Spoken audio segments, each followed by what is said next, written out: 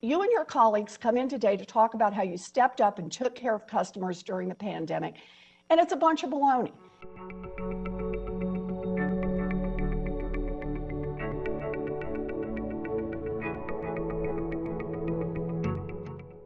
As the pandemic swept across our nation, bank regulators worried about the health of our biggest banks. So the regulators were generous. They gave the banks all kinds of help. They delayed compliance for important regulations. They relaxed standards. They even allowed banks to avoid paying overdraft fees if their accounts at the Federal Reserve had a negative balance.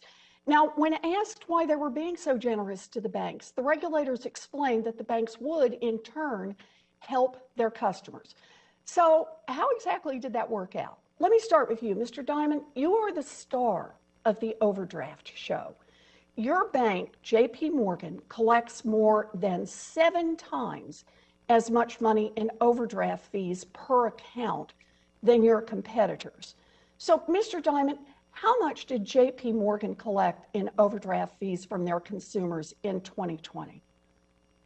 Well, I think your numbers are totally inaccurate, but we'll have to sit down privately and go through that. These are public numbers. And I also want to point out we did not overdraft. Can you just answer my question? We How did much not did overdraft JP the Morgan Fed. collect? We did not overdraft at the Fed account. And at any request, so you never. Said they needed, I'm sorry, they Mr. COVID Dimon. relief. That was Mr. Dimon. That was not the question. On request. Did you had an automatic protection? So I'm asking. You were recommended, the regulators recommended you offer that same kind of protection to your customers. How much, in fact, did JP Morgan collect in overdraft fees from their customers in 2020? Do you know the number?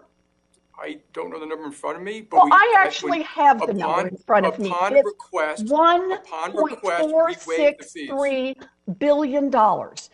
That's nearly $1.5 billion that you collected from your customers. Now, do you know how much JP Morgan's profit would have been in 2020 if you had followed the recommendation of the regulators and waived overdraft fees to help struggling consumers? In other words, without that overdraft money, would your bank have been in financial trouble?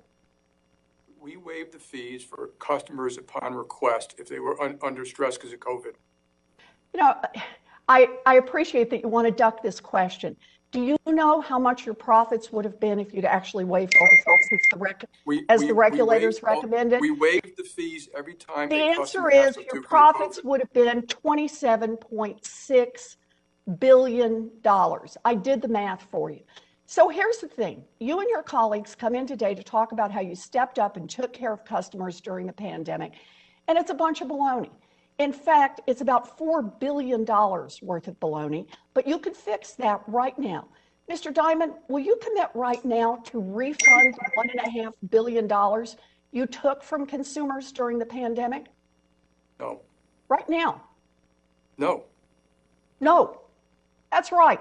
Over the past year, you could have passed on the breaks that you got from the Fed to your customers, but you didn't do it.